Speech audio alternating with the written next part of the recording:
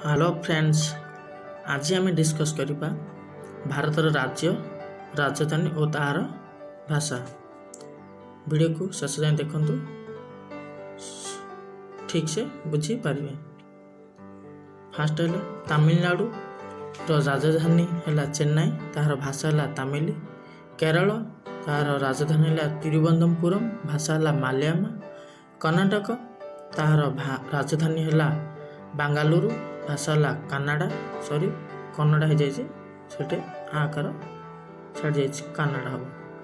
आंध्र प्रदेश राजधानी है अमरावती, भाषा है तेलुगु। तेलंगाना राजधानी है हैदराबाद, भाषा है तेलुगु। गोवा राजधानी है पनाजी, भाषा है कोंकणी।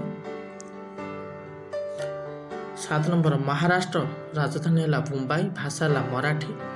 ओडिशार राजधानी है भुवनेश्वर, भाषा है ओडिया। बेंगल बा वेस्ट बंगाल राजधानी है कोलकाता, भाषा है बंगाला। सिक्किम राजधानी है ग्यांगटक, भाषा है नेपाली। आसाम राजधानी है दिसपुर, भाषा है आसामीज। 12 नंबर अरुणाचल प्रदेश राजधानी है ईटानगर, भाषा है इराजी। नागालैंड राजधानी है कोहिमा, भाषा है इराजी। मणिपुर राजधानी है इम्फाल, भाषा है मणिपुरी। मिजोराम भाषा राजधानी है आइजवाल, भाषा है मिजो। मेघालय राजधानी है शिलंग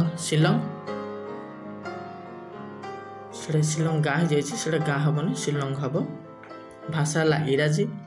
त्रिपुरा राजधानी है अगरतला, भाषा है बंगला। बिहार भाषा है राजधानी है पटना, भाषा है हिंदी।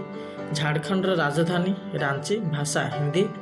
छत्तीसगढ़ राजधानी नुआ रायपुर, भाषा हिंदी। मध्य प्रदेश राजधानी भोपाल, भाषा हिंदी।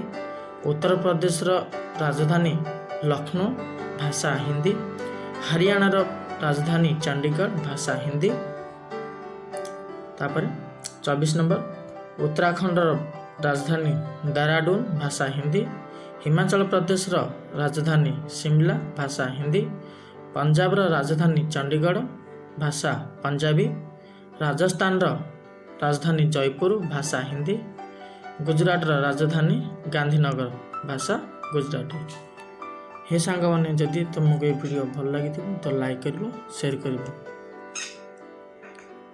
एवं आपणकर मतामत कमेंट रे लिखिपारे। एवं आपण कौन सी लेक्चर विषय जानवा चाहते तो मत कमेंट रे आपण लिखि जणाई पारे। Thanks for watching this video.